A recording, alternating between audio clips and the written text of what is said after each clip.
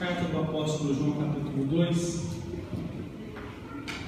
Na terça-feira passada nós meditamos em todo o primeiro capítulo da carta. Hoje, permitindo o Senhor, nós vamos estar meditando em vários versículos do segundo capítulo, mas acho improvável que a gente consiga terminar hoje, porque o capítulo é bastante extenso.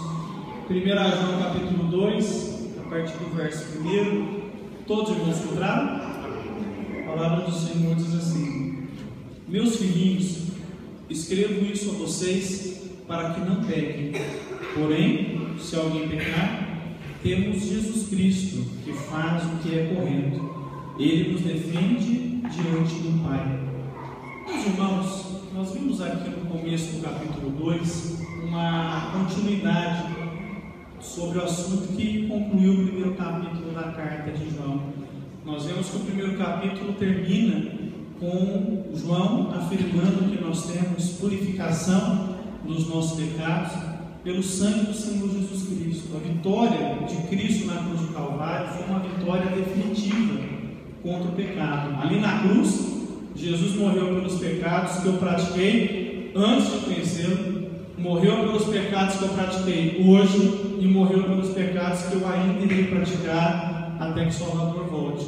Então na cruz nós temos uma vitória completa, a ponto do autor aos Hebreus afirmar que ali foi conquistada uma eterna redenção. Louvado seja Deus!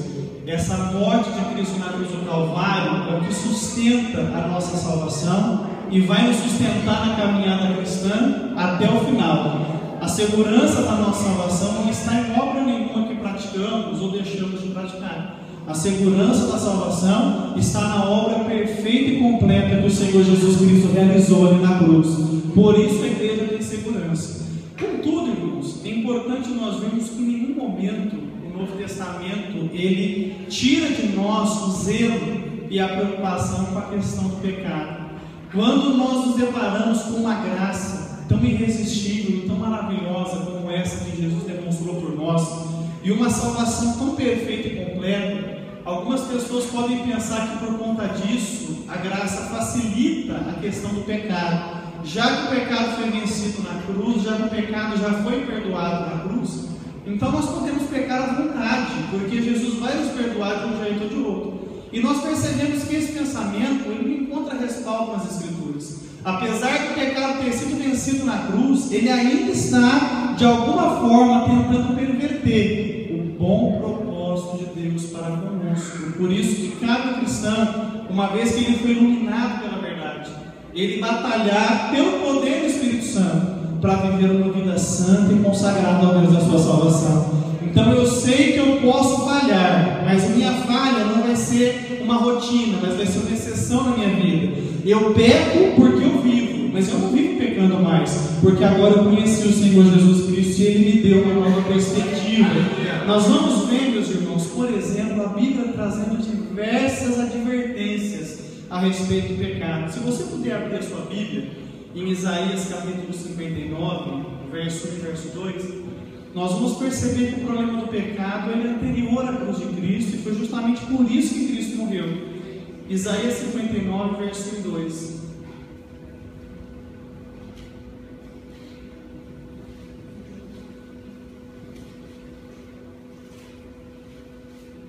Louvado seja Deus. Todos os irmãos encontraram? A palavra do Senhor diz assim: pois são os pecados de vocês que os separam do seu Deus. São as suas maldades que fazem com que Ele se esconda de vocês e não atenda às suas orações. Percebam, irmãos, que o pecado ele cria uma barreira entre Deus e o homem. O homem não pôde fazer nada na antiga aliança para reverter isso. Ele tinha uma solução temporária, que era o sacrifício de animais, que apenas aplacava a ira de Deus, mas não resolvia o problema do pecado e nem aperfeiçoava aquele que oferecia tais sacrifícios. Então, na antiga aliança, o povo foi preparado para identificar e conhecer o pecado, até que Cristo viesse, trazendo com sua morte e ressurreição uma resolução definitiva, que daria esperança ao homem. Por isso que a morte de Cristo e seu Evangelho é uma boa nova para a gente. Por isso, por causa do pecado, Deus convida o homem a deixar o seu mau caminho e se converter pertencia a Ele. O propósito de Deus é a conversão da humanidade. A morte de Cristo na cruz, apesar de afetar positivamente todas as áreas de nossa vida, ela tem como objetivo primário resgatar o homem da maldição do pecado, livrar o homem da condenação, libertar o homem da culpa, dando a ele uma certeza pelo Evangelho de que ele pode conhecer a Deus, de que ele pode ser salvo, de que ele pode ser restaurado. Por isso, meus irmãos, eu posso afirmar com ousadia que a nossa maior vitória é a vitória que Cristo conquistou na cruz do Calvário, vencendo ali o pecado por cada um de nós e nos resgatando com o braço forte do nosso realizado. Abra sua Bíblia em Isaías 55, verso 7. Deus conclamou a humanidade à conversão. Deus chamou a humanidade a converter-se a Ele. Isaías 55, verso 7. Todos vamos colocar? A palavra do Senhor diz assim: que as pessoas perversas mudem a sua maneira de viver e abandonem os seus maus pensamentos. Voltem para o Senhor nosso Deus, pois Ele tem compaixão e perdoa completamente. Aleluia! Não importa quão perverso seja o homem, se ele pela fé se volta ao Senhor, Deus o recebe com amor, o acolhe com carinho e o perdoa completamente. Aleluia! Não existe pecador, por pior que seja, que não pode ser transformado pela graça do nosso Senhor. Aleluia! Por isso nós temos esperança. Se Deus pode restaurar um pecador que está ali afundado na sua perversão, Ele pode também perdoar um filho dele que peca. Louvado seja o nome de Jesus. Há perdão na graça do Senhor. Você pode glorificar o nome do Senhor por isso, pelo perdão que nós temos. O Senhor Jesus também tratava com muita seriedade o pecado. Ele tinha uma capacidade de exercer compaixão pelo pecador. Jesus entendia o pecador como a igreja tem que entender. A igreja precisa, irmãos, vencer o moralismo e realmente viver como uma comunidade de graça. O que significa isso? Muitas vezes nós deixamos o moralismo se tornar uma doença endêmica na igreja.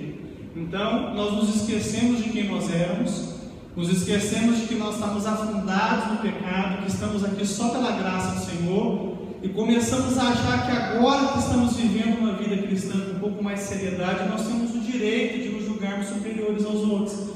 Então no moralismo é assim: aquele camarada lá, aquele lá está completamente destruído, olha lá, é um bebum, é um beberrão, isso aí não tem jeito não, vale nada, tadinho desse daí. Essa é a fala do moralista. Mas ele esquece que antes ele era um bebum também, mas Jesus deu um jeito na vida dele.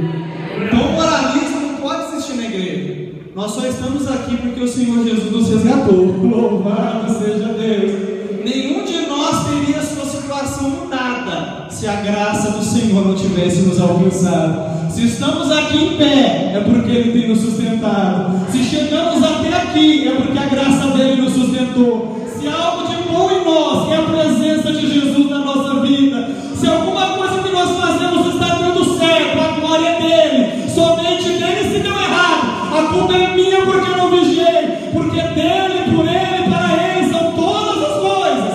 E a graça dEle que tem que reger a comunidade. Aleluia. Então, pode entrar aqui a pior pessoa do mundo. Ela não é diferente da gente. É alguém criado à imagem e semelhança de Deus como nós. Só temos uma diferença: nós já fomos perdoados.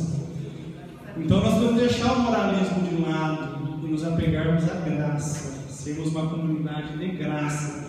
Jesus, Ele tratou o pecado com seriedade, sem jamais desprezar o pecador. João capítulo 8, verso 11 é a conclusão daquele encontro tão tremendo que o Senhor Jesus teve com a mulher adúltera. Os irmãos se recordam? Ela foi trazida por alguns acusadores, foi pega no ato flagrante do adultério. A lei mandava matar e apedrejá-la. Nós sabemos pela história que as pessoas ali se equivocaram na maneira de conduzir aquilo, porque foi trazida sua mulher, não o homem. Então, se foi ato flagrante, o homem tinha que vir também para ser apedrejado. Mas observa aqui a capacidade de Jesus de acreditar naqueles que são desacreditados. Essa mulher era uma imoral? Era. era pecadora, era uma mulher da vida, mas Jesus lhe deu o valor. Jesus acreditou que ela podia ser uma nova criatura. Então Jesus lançou a ela uma palavra de graça, dizendo: olha, eu não te condeno. João 8, verso 11, ele conclui dizendo assim: vá e continue pecando. É isso? Vai, pegue um pouco menos. É isso? Vai o quê? Evita o pecado, filho. Eu estou te dando uma chance de você escrever uma nova história. E nessa nova história, o pecado não pode ser mais o padrão da sua vida. Pode ser uma exceção porque você é gente, mas você vai pecar menos. Você vai aceitar a graça que vai te transformar e vai te libertar do poder do pecado. Então Jesus, ele realmente deseja que a gente abandone o pecado. Por quê, irmãos? Porque o pecado sempre rouba algo da gente. Não se iluda, não se deixe iludir pelas artimanhas do adversário. O pecado sempre vai roubar algo da gente. Observe que muitas vezes você está seguindo uma caminhada cristã profunda, buscando a Deus. De repente você se enamora por alguma coisa terrena, mundana, e quando você vê, aquela alegria não existe mais, aquela vontade de estar na igreja subiu, aquele desejo de ser cheio do Espírito Santo se dissipou, e você está uma pessoa fria e carnal novamente. O pecado sempre rouba algo da gente. Então não deixe o pecado te assaltar mais, mas permita que a graça de Deus te enriqueça nessa noite. Te enriqueça de paz, te enriqueça de espiritualidade, te enriqueça de unção, de comunhão com Deus. Louvado seja o nome do Senhor. Para Jesus nós precisamos ir e não pecar mais. Atos 2:38, nós vamos ver o que os apóstolos pensaram a respeito do pecado. O convite da igreja, o convite do Evangelho está aqui em Atos 2:38. Esse é o Evangelho de Cristo. Atos 2, verso 38.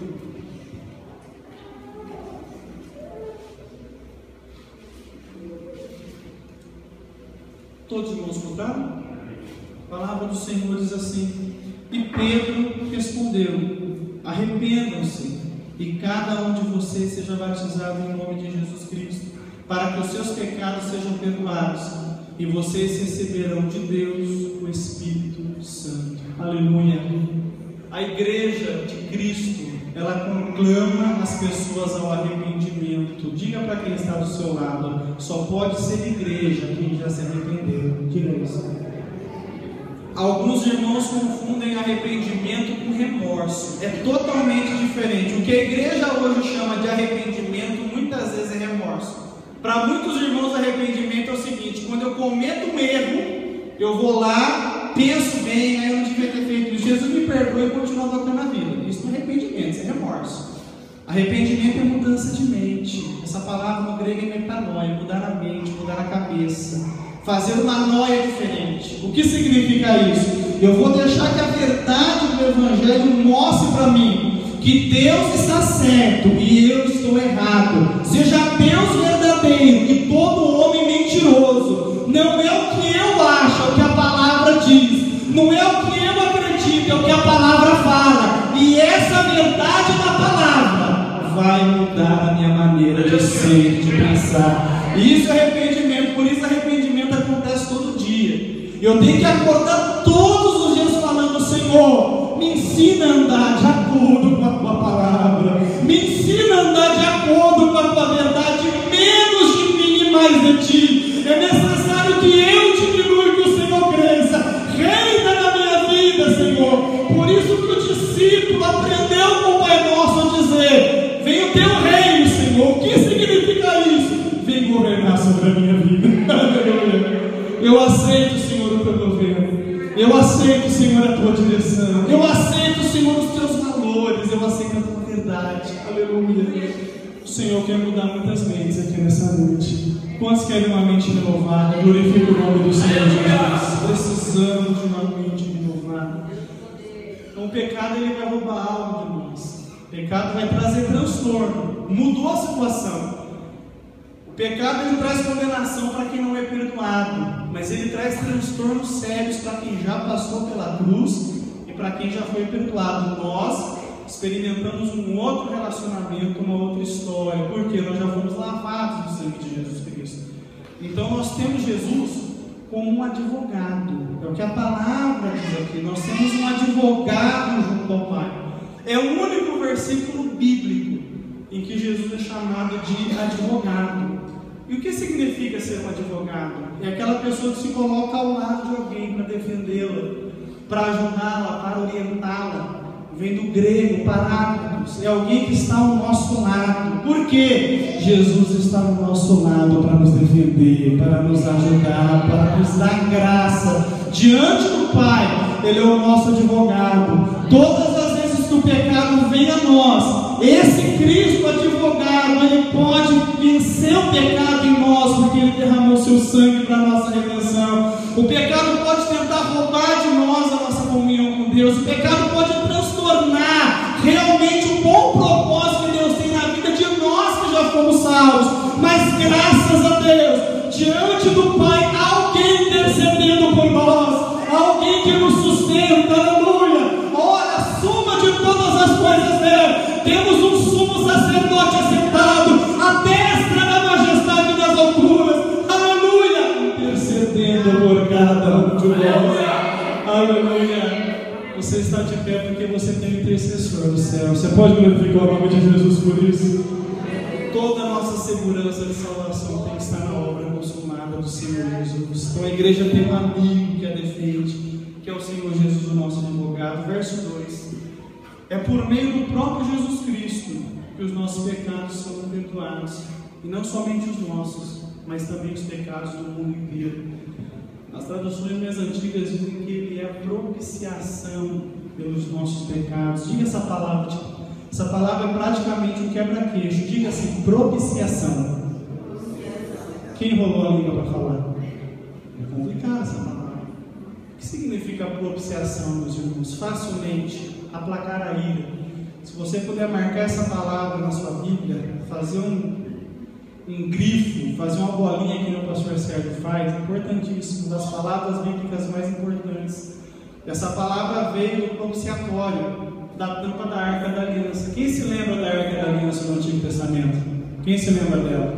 Estava lá, guardada no Santo dos Santos. Só uma pessoa podia fazer ali o ritual sobre ela, o sumo sacerdote. Ele entrava ali no Santo dos Santos uma vez por ano. Para quê? Para poder fazer propiciação pela nação. Ele oferecia um sacrifício na tampa da arca, para aplacar a ira de Deus, impedir que a ira de Deus viesse sobre Israel. Ele repetiu uma vez por ano isso, porque era uma solução temporária. Então, por conta disso, essa palavra propiciação veio para o Novo Testamento. Cristo Jesus, Ele é a nossa propiciação. A sua morte na cruz aplacou definitivamente a ira de Deus contra nós. Aleluia. Diga para o irmão que está do seu lado: Deus é um Deus amoroso. Diga para ele. Mas também é um Deus irado. Ele é as duas coisas. Ele é amor, mas Ele também é fogo consumidor. Deus, Ele tem essas duas características. Apesar do movimento evangélico vender só que Deus é amor, mas Ele é um Deus irado também. Romanos 1,18: mas a ira de Deus se manifesta lá dos céus contra toda impiedade, contra toda injustiça. Deus está irado com a humanidade. Só que a morte de Jesus Cristo na cruz aplacou a ira de Deus na vida dos fiéis. A cruz de Cristo, seu sangue derramado, satisfez a justiça de Deus. Irmãos, o Evangelho, ele é interessante. O Evangelho precisa contemplar uma realidade. E é importante os irmãos entenderem isso para não ficarem confusos com a nossa fé. O Evangelho precisa realmente fazer com que algumas coisas converjam na cruz de Cristo. A primeira delas, o homem é pecador. Quantos creem nisso, que o homem é pecador? Não, glória a Jesus bem alto aí. Importantíssimo. Se você não entender que o homem é um pecador, você não vai entender nunca o plano de salvação. O segundo problema do Evangelho é que Deus é um Deus justo. Quantos creem que Deus é justo? Glorifica Ele bem alto aqui nessa noite. Se Deus é justo, Ele pode absolver o pecador? Sim ou não? Sim? Abertamente? Então todo pecador vai para o céu. Vai? Sim ou não? Não. Então Deus é justo. E Ele tem que condenar o pecador para Ele ser justo. Se Ele absolver o pecador, Ele é injusto. Ele está aceitando a injustiça.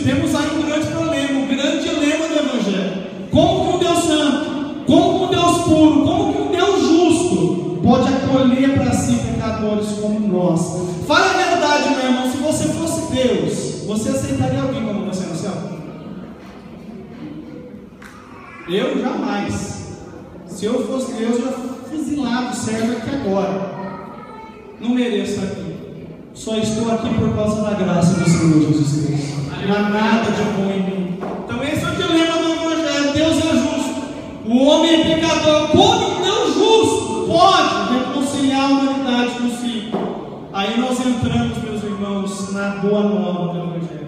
Para que Deus pudesse realmente acolher a humanidade pecadora, era necessário que a culpa da humanidade fosse tirada e a justiça de Deus fosse satisfeita. E o que aconteceu? Deus enviou o seu Filho ao mundo. Aleluia! Porque Deus amou o mundo de tal maneira. Louvado seja Deus! E esse Filho veio ao mundo, viveu uma vida sem pecado, obedeceu a lei por completo. E quando Ele sobe a cruz do Calvário, Ele sobe ali como um sacrifício perfeito. E ali, como homem, um Deus feito em carne, Ele pôde representar toda a humanidade. O que Deus fez? O meu pecado, o seu pecado, precisava ser punido. Quantos creem nisso? Não, glória a Deus, bem alto. Deus é justo. O pecado tem que ser punido. Todo pecado exige punição. Então alguém tinha que receber a ira de Deus. Então a ira de Deus foi derramada no Senhor Jesus Cristo. Totalmente. Naquelas 6 horas que Ele ficou na cruz, Ele sofreu o que eu e você sofreríamos no inferno por toda a eternidade. Paulo, ele mostra isso resumidamente em 2 Coríntios capítulo 5. Abra sua Bíblia. Esse verso é poderosíssimo.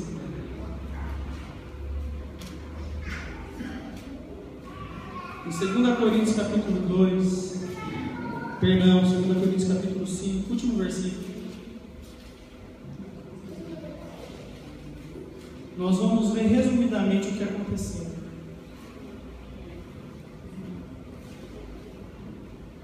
2 Coríntios 5, 21. Todos encontraram? Amém. Em Cristo não havia pecado. Nenhum, irmãos. Nenhum. Nada. Mas Deus colocou sobre Cristo a culpa dos nossos pecados.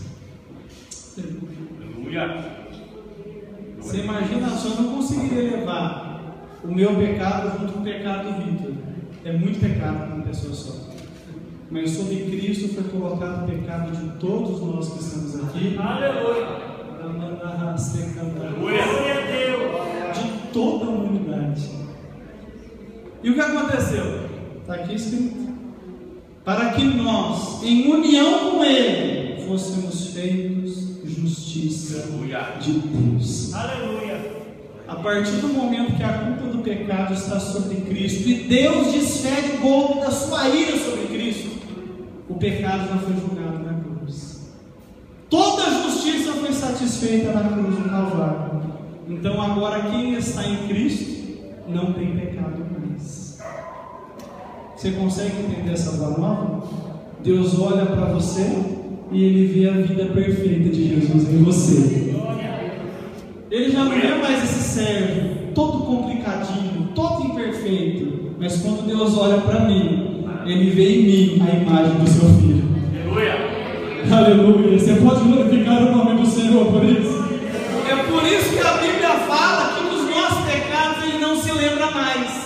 Não há lembrança dos nossos pecados, porque eles já foram punidos na cruz. Por isso que agora nós estamos reconciliados com Deus. De condenados ao inferno, nós somos agora promovidos ao céu. De pecadores, passamos a ser justificados. De pessoas sem reparação e cheias de culpa, agora nós somos perdoados para a glória do Senhor. Então agora, por causa de Cristo, Deus olha com você e sorri, porque você é um filho e uma filha amada. Essa é a boa nova do Evangelho, essa é a propiciação. A cruz de Cristo aplacou a ira de Deus definitivamente. Deus não está irado mais com você, Ele te ama. Por te amar, Ele pode te corrigir, Ele Ele pode te castigar se for necessário, mas agora nenhuma condenação há para aqueles que estão em Cristo Jesus. Abra o seu livro em Romanos capítulo 8, verso 1.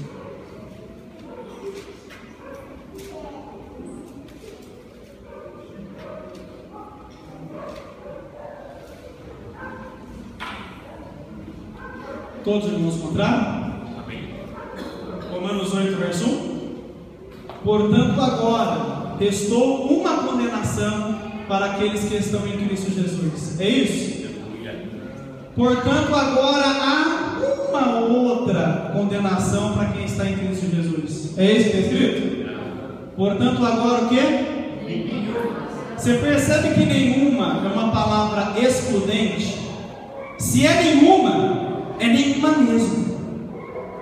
Não vamos tentar achar uma condenação. Se está escrito nenhuma, é nenhuma. Não há condenação para a igreja. A igreja foi justificada, reconciliada. Aleluia! E nós agora vamos andar em novidade de vida. Você pode glorificar o nome do Senhor por isso? Essa é uma nova do Evangelho. Ah, pastor, mas eu conheço uns crentes atrapalhados, cheios de pecado. Nunca foi crente. Nunca. Convenceu, mas não converteu. Porque quem já teve encontro com Jesus está lutando todos os dias para vencer o pecado. Pode falhar, porque nós somos de carne e osso. Eu já falhei depois da conversão. Quem mais aqui já falhou? Eu já falhei. Não tenho vergonha de admitir. Eu já falhei. Mas por que eu estou aqui? Porque Ele me sustentou. Porque já não há condenação para aqueles que estão em Cristo Jesus, e por causa da graça eu vou até o final. Aleluia! Então essa é a boa nova do Evangelho. Se você entendesse o que é isso, você estaria chorando, falando em línguas, dando pulos enormes aqui, porque o que Cristo fez na cruz tirou você do inferno e colocou você em regiões celestiais em Cristo Jesus. Aleluia! Versículo de número 3. Se obedecemos aos mandamentos de Deus, então temos certeza de que conhecemos. Se alguém diz, eu conheço, mas não obedece aos seus mandamentos, é mentiroso e não há verdade nele. Porém, se obedecemos aos ensinamentos de Deus, sabemos que amamos a Deus de todo o nosso coração. É assim que podemos ter certeza de que estamos vivendo unidos com Deus. Perceba, irmãos, que a graça, uma vez que ela é derramada na vida de um ser humano, ela vai promover mudanças significativas. Ninguém passa pelo fogo sem se queimar. Alguém aqui tem marca de queimadura no corpo? Queimou uma vez, vai ficar para sempre. A plástica pode diminuir um pouquinho, mas está ali, não sai. Da mesma forma, quem passou pela cruz recebeu na sua vida uma marca que não pode ser tirada. Alguma coisa aconteceu em você, e essa coisa é uma transformação, que a Bíblia chama de regeneração, um novo nascimento. A partir do momento que você conhece o Senhor Jesus, algo novo acontece na sua vida, e você começa agora a andar pelo poder da ressurreição de Jesus. Você começa a ter uma outra visão da vida, outros princípios, outros valores que o próprio Espírito Santo colocou em você. Algum irmão aqui se recorda que poucos dias depois de aceitar Jesus, você começou a ficar meio careta? Quem teve essa experiência aqui? Eu tive. Irmãos do céu, passei pela cruz, já não queria as coisas do mundo mais, já não queria mais uma balada, já não queria mais beber, já não queria mais fazer muitas coisas que eu fazia, que eu tinha até vergonha de comentar. Por quê? Desde que eu o encontrei, eu nunca mais fui o mesmo. E é o que está escrito aqui. Como que nós temos a certeza que nós já conhecemos a Cristo? E o conhecer aqui é ter um encontro pessoal com Ele, ter uma revelação pessoal dele na sua vida, quando nós obedecemos aos seus mandamentos. Uma das obras que Deus faz em nós é um desejo de glorificarmos a Ele. Você quer saber se você já teve encontro com Jesus ou não? Eu vou te falar e talvez isso choque você. Se você tem que se esforçar muito para servir a Deus, mas muito, estar na igreja é um martírio, vir para a igreja é um sofrimento, ler a Bíblia é uma prova, orar é impossível, falar de Jesus para alguém só forçando. Se ainda não passou pela cruz, Você está aqui, mas você não é daqui.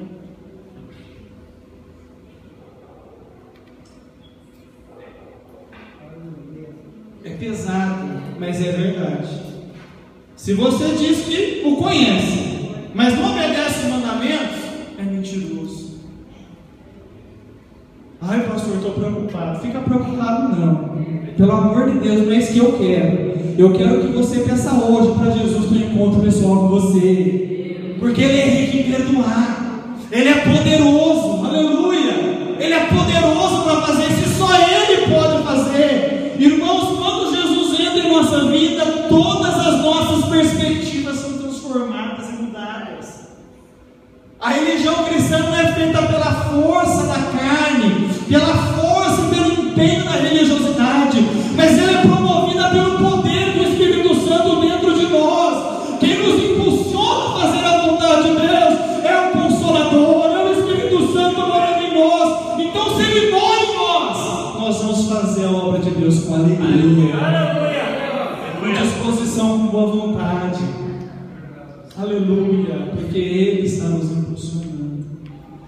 Então muitas pessoas, às vezes convencidas por uma pregação que levou ela a acreditar que na igreja os problemas dela seriam vencidos, não ia sofrer mais, ia ter dinheiro no bolso, não ia dever, ia deixar de ser cauda para ser cabeça. Ela fica na igreja, não é? Ela fica aqui um tempo.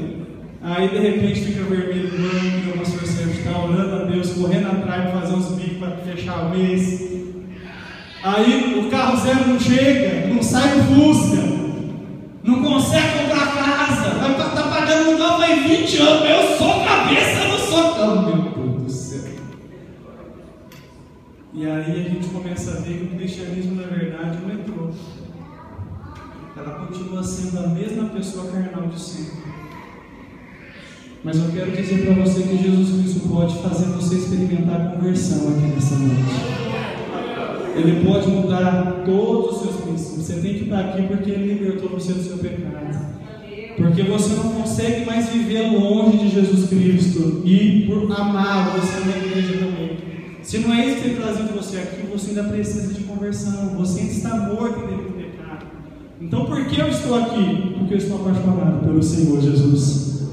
Porque eu quero amá-lo e servir em gratidão que Ele fez por mim na cruz do Calvário. Eu vou fazer isso até o fim. Quantos têm essa motivação aqui? Adoro o nome do Senhor. Você vai continuar dando glória a Deus se a enfermidade chegar? Quem vai dar glória a Deus aqui quando a enfermidade chegar? Faça isso bem alto nessa noite. Você vai dar glória a Deus se o dinheiro não der até o final do mês? Você vai dar glória a Deus se não chegar um homem de Deus, uma mulher de Deus para você casar?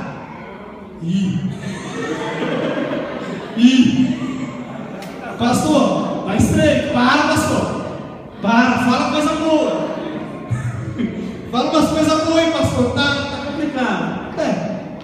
É a Bíblia. É a Bíblia. Eu não estou aqui pelo que Ele pode fazer por mim. Eu estou aqui por aquilo que Ele é, o meu Salvador, o meu Senhor, o meu melhor amigo. Aleluia. Então essa tem que ser a nossa motivação. Então se eu não estou aqui por conta disso, se não há na minha vida uma força que me leva a obedecê-lo, e eu não estou falando de perfeição, o cristão erra bastante, porque ele é gente, mas ele erra tentando acertar, ele está empenhado em acertar sempre. Essa é a diferença. Agora, se você está empenhado em errar, se está aqui ao parque, você não consegue vir só arrastando, você precisa nascer de novo. E aquele que pode dar para você um novo nascimento está aqui. Aleluia. É o Espírito Santo de Deus que toca em você pela pregação da Bíblia. Louvado seja Deus. Verso 6. Quem diz que vive unido com Deus deve viver como Jesus Cristo viveu. Qual é o objetivo da minha vida? Qual é o objetivo da sua vida, irmão? Qual é o objetivo da sua vida, minha irmã? Eu quero trabalhar bastante, quero ter uma carreira, quero ter um carro, pagar minhas contas, poder fazer uma viagem por ano. Glória a Deus. Eu quero tudo isso também. Quem mais quer? Dá glória a Jesus aí. Coisa boa, meu Deus. De preferência uma viagem para Maragogi. Estou orando. É caro. Vou trabalhar uns 3 anos comigo. Trabalhar uns 3 anos, sair um pouco menos que eles durante a semana para conseguir uma viagem para lá. Quem sabe um dia? Deus faz milagre. Mas eu não posso estar aqui pensando nisso. Se eu sou cristão, se eu passei pela cruz, se Jesus Cristo já entrou na minha vida, eu tenho um alvo, eu tenho um objetivo. E está aqui: quem diz que vive unido com Deus, deve viver como Jesus Cristo viveu. O meu objetivo é me tornar mais parecido com Jesus a cada dia. As pessoas têm que olhar em mim e têm que ver algum traço de Jesus Cristo na minha vida, alguma coisa. Não quer dizer que eu vou ser um camarada assim perfeito, Maria Teresa de Calcutá, não é isso. Mas os meus gestos, o amor que eu sou capaz de demonstrar, de alguma maneira, vão revelar Jesus Cristo na minha vida. Pensando nisso, meus irmãos, eu quero dizer isso com firmeza para os irmãos. Nós precisamos deixar o Espírito Santo gravar no nosso coração isso. Eu tenho um objetivo em vida, o objetivo de ser parecido com Jesus. Mais parecido com Jesus. Isso é discipulado, crescer como um discípulo, até me tornar parecido com o meu mestre Salvador. Quantos querem ser parecidos com Jesus aqui? Não é brincadeira, não. É um desafio. Vai exigir da gente empenho, mas há poder em Deus suficiente para nos capacitar. Eu anotei aqui 5 características de Cristo que devem ser um desafio para a nossa vida. Primeiro deles, se você quiser anotar: amar a Deus como Jesus amou. Você tem noção do amor que Jesus tinha do Pai? Já parou para pensar nisso? O nosso hino clássico da Assembleia de Deus diz que Ele deixou o esplendor da sua glória, sabendo o destino aqui. Ele amava a Deus de tal modo que Ele foi capaz de renunciar ao céu, renunciar ao seu trono, sua glória, sabendo que aqui nessa terra lhe aguardava uma morte de cruz. Ele tinha um amor profundo pelo Pai, a ponto de aceitar cumprir os propósitos do Pai, por mais difíceis que eles fossem. Aleluia. Se Deus exigir que você renuncie algo por Ele, você está disposto? Se Deus falar: olha, a partir de hoje não quero mais você envolvido com isso, você vai ratear ou você vai aceitar como uma prova de amor? Quem aqui já precisou renunciar a algo que gosta muito? Levanta a mão. Todos nós, alguma coisa. Alguns de vocês aqui hoje, por exemplo, está friozinho, tá? Renunciaram o sofazinho da casa, cobertorzinho, um edredom serrinite que nem eu, uma sopinha quente, não é, William? Alguma coisa você renunciou. E por que você fez isso? Porque você está aprendendo a amar a Deus como Jesus amou. Aleluia! Você entende que o seu esforço não é para ganhar a salvação, mas é para celebrar a salvação que Ele deu de graça para você. Já que o Pai me amou, eu vou amá-lo também. Aleluia! É fácil amar a Deus como Jesus amou? Não é, mas o Espírito Santo pode nos levar a melhorarmos isso a cada dia. Segundo aspecto de Jesus, do seu caráter, que me chama a atenção: nós precisamos aprender a amar o próximo como Jesus amou. Amar o próximo. E o próximo não é quem está sentado do nosso lado, porque a gente só senta do lado que a gente gosta. O próximo é aquela pessoa que você fez questão hoje de sentar longe dela, que você não gosta dela, mas essa pessoa, como você, é alguém por quem Jesus morreu na cruz. Aleluia. Jesus foi capaz de amar o mais vil pecador. Foi capaz de amar até o servo. Então, se Ele foi capaz de amar a mim, que não mereço o seu amor, eu preciso amar cada um de vocês. E amar não é só assim, ó. Comigo, vaga. Te amo, viu? Não é isso, não. Mas é se alegrar com os que se alegram e chorar com os que choram. Se o meu irmão conseguiu comprar um carro novo e eu não, eu estou feliz pela vida do meu irmão. Se o meu irmão recebeu uma bênção na família e eu não, eu estou glorificando a Deus pela vida dele. Eu não tenho dor de cotovelo, eu tenho dor de joelho, de orar pelo meu irmão. Aleluia! Eu estou feliz pela vitória dele, mas eu também sofro quando ele sofre. Eu disposto a sacrificar a minha vida se for necessário, para ajudar no seu sofrimento. Então, amar como Jesus amou o próximo. Quem está aí do seu lado? Olha para ele agora. Bem no olho dele. Você não sabe o tanto que essa pessoa está sofrendo. Você não tem noção. Você não tem noção. Mas Jesus sabe o sofrimento de cada um de nós. E sabe o que Jesus vai fazer hoje? Ele vai dar um abraço a essa pessoa. E esse abraço vai consolar a pessoa porque ela vai se sentir amada. Quantos creem nisso? E sabe como que ele vai fazer isso? Através de você, que é o corpo de Cristo. Abraça seu irmão. Bem forte. É Jesus que está abraçando, não é você. Porque você é o corpo de Cristo. Quando você ama, Cristo ama. Quando você abraça, Cristo abraça. Quando você acredita, Cristo acredita. Quando você toca, Cristo toca. Quando você ajuda, Cristo ajuda. Nós somos corpo de Cristo. Aleluia. Aleluia. Aleluia. Quando nós negligenciamos o amor, nós estamos impedindo Cristo de amar as pessoas através de nós. Por isso, aleluia, vai ter um sorriso sempre no nosso rosto. Glória a Deus. Por isso a nossa mão sempre vai estar estendida. Aleluia. Cristo morreu de braços abertos para não ter uma igreja de braços cruzados. O povo de Deus está com os braços abertos para servir. Você pode olhar para o irmão do Senhor. Aleluia. Precisamos também perdoar como Ele perdoou. Se tem alguém que entende de perdão, é Jesus. Dificilmente eu serei capaz de perdoar como Ele perdoou.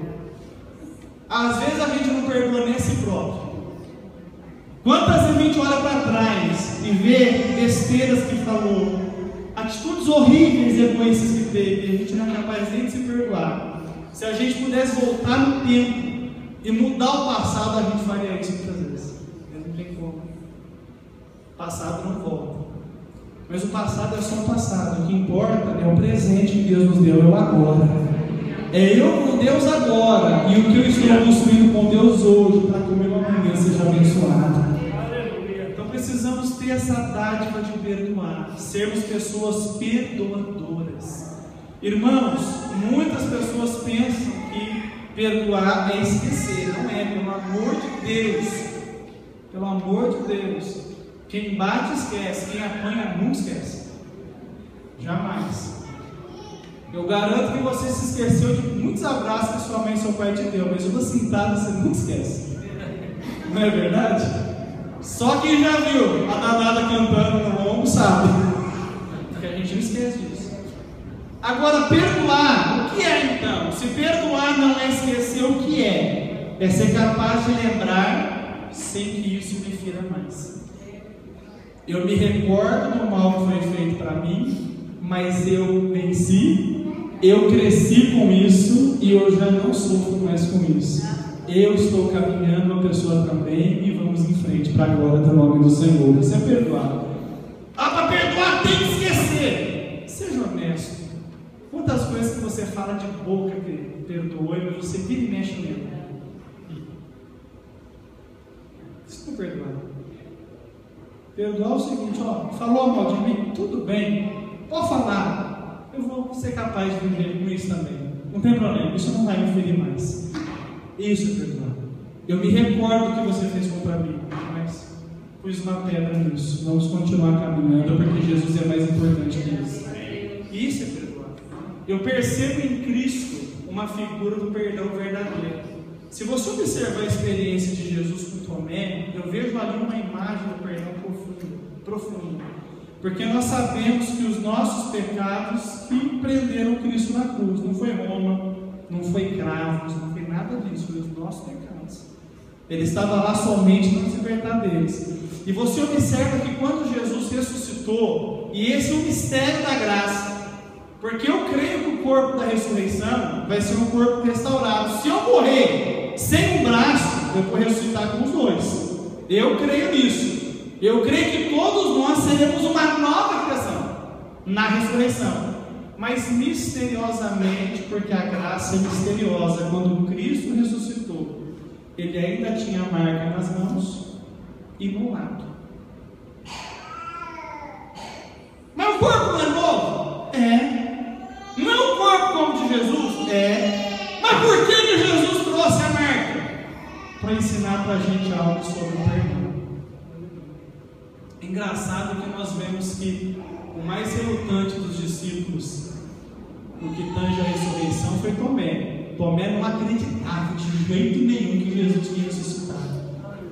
E num dado momento, quando ele estava sendo confrontado com essa verdade, mas ressuscitou, não ressuscitou não, ressuscitou, não ressuscitou, eu só acredito se eu ver a marca na sua mão e no seu corpo.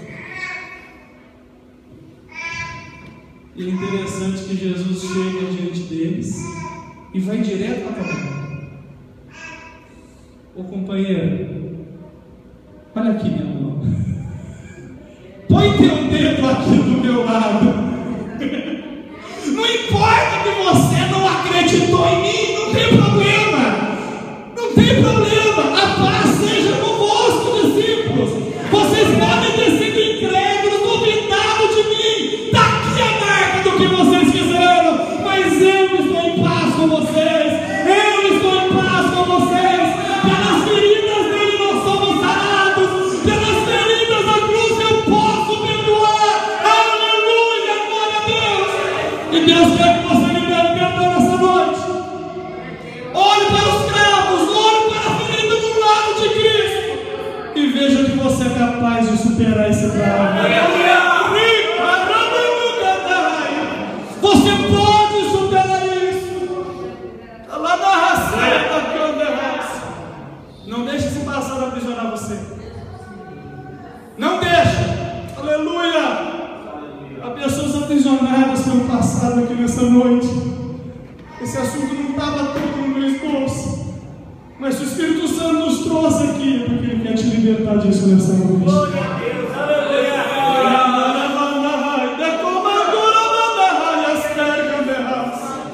Você vai perdoar em nome de Jesus. Perdoa essa pessoa que te tocou como não devia ter tocado. Aleluia. Perdoa essa pessoa que falou que não devia ter falado. Perdoa essa pessoa que te olhou com um olhar que você não consegue esquecer. Aleluia. Leva isso para a cruz nessa noite. Leva para a cruz. Contemple pela fé que o Cristo ressuscitado está dentro de você. E se Ele está em você, a força para perdoar. Pastor, eu não consigo perdoar de jeito nenhum. Então você precisa conhecer Jesus ainda. Precisa. Porque a nossa fé é uma fé de perdão. Você está aqui porque você foi perdoado. O seu pecado não é diferente do pecado do seu irmão. E o mesmo Cristo que perdoou você, perdoa Ele também. E se Cristo perdoou todos nós precisamos caminhar em unidade para a glória do nome do Senhor. Perdoar como Jesus perdoou. Ser generosos como Ele foi. A nossa fé é uma fé de generosidade. Generosidade. A igreja é conhecida pela mão estendida. Temos que estender a mão em todos os aspectos. Alguém do seu lado está sofrendo? Estende a mão para ele. Ajuda ele. A igreja está precisando de ajuda? Se compromete com ela. Alguém que você nunca viu que está precisando de ajuda? Se esforça um pouco. Vamos fazer alguma coisa, vamos nos mobilizar. Então temos que ter esse aspecto em nós, no nosso caráter, a generosidade, ser capaz de ajudar. Você se esquece rapidamente de uma pregação, de uma oração, até de uma profecia que você recebeu. Mas você nunca esquece de alguém que te socorreu na sua necessidade. Porque o amor é maior que a fé e é maior que a esperança. O amor a gente não esquece. Quem é que se lembra de algum gesto de carinho que já recebeu? Está gravado. Meu Deus, é poderoso. É poderoso. Poderoso. Então precisamos ser generosos. Jesus foi generoso. Ele foi chamado de amigo dos pecadores. Ele tinha prazer de ajudar quem não merecia ajuda aos olhos dos homens. E mais uma característica de Jesus que nós precisamos ter: temos que ser cheios do Espírito Santo como Ele foi. Você sabe o que levou Jesus a vencer aqui nessa terra? Jesus não venceu como Deus. Jesus venceu como homem cheio do Espírito Santo. Se você ler o Evangelho de Lucas, você vai ver diversas vezes Jesus sendo cheio do Espírito Santo ali. Aleluia! E esse Jesus que encheu você do Espírito Santo nessa noite também. Pastor, o que é ser cheio do Espírito Santo? Eu vou sentir os arrepios, vou dar uns pulos? Não. Vai acontecer algo tão profundo dentro de você que a sua visão vai ser Cristo, o seu alvo vai ser Cristo, os seus objetivos vão ser Cristo. Aleluia!